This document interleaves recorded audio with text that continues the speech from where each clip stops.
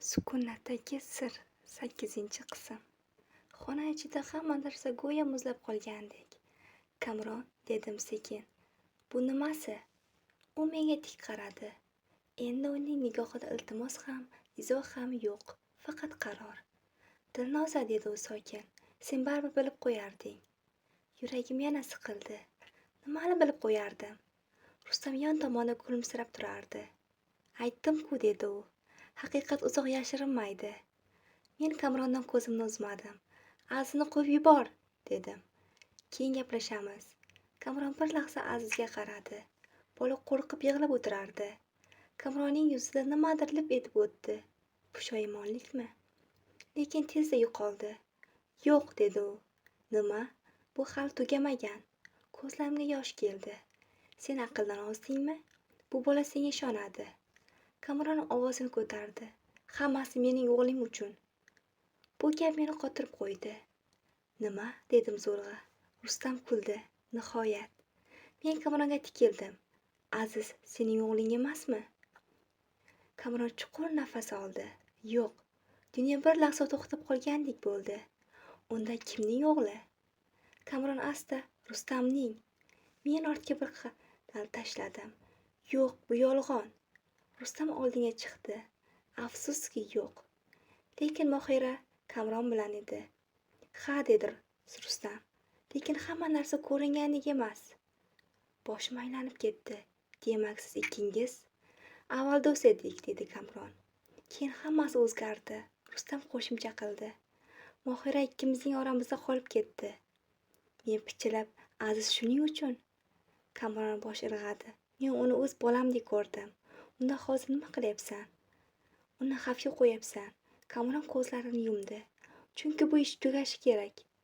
Rustam qo'llarini cho'ntagiga soldi. Mohira o'sha kechasi ketmoqchi edi. Chunki u haqiqatni aytmoqchi. Qanday haqiqatni? Rustam javob berdi. Azizning kimligi haqida. Men Kamronga qaradim. Sen buni bilganmiding? U sekin ha deb boshini irg'adi. Qachondan beri? O'sha kechadan. Yuragim siqilib ketdi. Unda Mohiraga nima bo'ldi? Bu savol eng og'ir. Rustam va Kamron bir-biriga qarashdi. Va nihoyat Kamron past ovozda u o'lmadi. Men nafasimni ushlab qoldim. Nima? Rustam asta qo'shimcha qildi. Lekin u yo'qoldi. Qayerga? Kamron boshini chayqadi. Bilmaymiz. Yolg'on, dedim. Siz nimanidir yashiryapsiz. Shu payt asta Aziz gapirdi. Men bilaman. Uchovimiz ham unga qaradik. Bola ko'z yoshlarini artdi. Onam ketmadi. Yuragim yana tez ura boshladi. Undan nima bo'lgan? Aziz sekin uni olib ketishgan. Xona yana sovib ketdi. Kim, dedim. Aziz barmog'i bilan qorong'u burchakka ishora qildi. O'sha kuni ham shu yerga o'xshagan joy edi.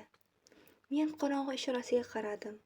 Qorong'u, sukunat va ichimda bitta dahshatli fikr uyg'ondi. Azizning barmog'i ko'rsatgan qorong'u burchakka tikilib qoldi. Go'yo u yerda nimadir bor. Ko'rinmaydigan, lekin seziladigan. Aziz, dedim. Kim olib ketdi? Men yuzini ko'rmaganman, dedi u. Lekin ovozini eshitganman. Qanday ovoz? Aziz ko'zlarini yumdi, eslashga harakat qildi. Past, sovuq, xuddi u bir zum to'xtadi. Xuddi hozirgi kabi. Yuragim hapqirib ketdi. Nima deganing? Aziz asta boshini ko'tardi. Ko'zlari qorong'u burchakka qadalgan. U o'sha yerda. Xona ichida havo muzlab qoldi. Rustam darrov orqaga qaradi. Kim? Kamron ham keskin burildi. Bu yerda hech kim yo'q. Lekin qadam tovushlari eshitilar edi. Qorong'ulik chiqayotgan uyda men joyida qotib qoldim. Rustam hali ham meni jiddiylashgan. Bu mumkin emas, dedi u. Soydan bir siluet ajralib chiqdi. Bu safar qadamlar yanada aniq eshitilardi. Va nihoyat yorug'likka bir ayol chiqdi. Sochlari tarqoq, yuzi oqarib ketgan. Ko'zlari chuqur, lekin tirik. Men nafas olishni unutdim. Mohira? U to'xtadi va bizga qarab turdi. Aziz birdan yig'lab yubordi. Ona! U o'rnidan turishga urindi. Rustam hayratdan qotib qolgandi. Bu bo'lishi mumkin emas. Kamron esa umuman qimlay olmadi. Sen, dedi. Sen tirikmisan? Mohira sekin oldinga bir qadam tashladi. Ovozi charchagan, lekin qat'iy. Men hech qachon o'lmaganman. Xona ichida yana sukut portlagandek bo'ldi. Men asta so'radim. Unda qayerda eding? Mohira ko'zlarini yumdi. Yashirinib. Kimdan? U asta ko'zlarini ochdi va nigohi Kamronga qadaldi. Undan. Yuragim yana to'xtab qoldi. Kamrondan? Kamron bir qadam orqaga chekindi. Yo'q, bu yolg'on. Mohira keskin. Yo'q, o'sha kechasi dedi u. Men ketmoqchi edim, chunki hammasini bilib qo'ygandim. Nimani? U Rustamga qaradi. Azizning otasi kimligini. Rustam asta boshini egdi. Men seni himoya qilmoqchi edim. Kech bo'lgan edi, dedi Mohira. Keyin yana Kamronga qaradi. Sen esa meni to'xtatmoqchi bo'lding. Kamron boshini qattiq chayqadi. Men seni himoya qilmoqchi edim. Yo'q, dedi Mohira. Sen haqiqat chiqib ketishdan qo'rqding. Bu gap xonani larzaga soldi. Men Kamronga qaradim. Bu rostmi? U javob bermadi. Bu jimlikning o'zi yetarli edi. Mohira davom etdi. Sen meni ushlab qolding va bahslashdik. Men ketmoqchi bo'ldim. Uning ovozi titradi. Keyin u keldi. Rustam boshini ko'tardi. Men. Yo'q, dedi Mohira. U. Xona yana sovib ketdi. Kim u? Dedim. Mohira qorong'i tomonga qaradi. Haqiqiy o'yin boshlagan odam. Yuragim yanada tez ura boshladi. Bu nima degani? Shu payt zavod ichida yana bir ovoz yangradi. Bu safar qarsak. Kimdir qarsak chalardi. Sekin, lekin mazax bilan. Qorong'ulik ichida yana bir ovoz chiqdi.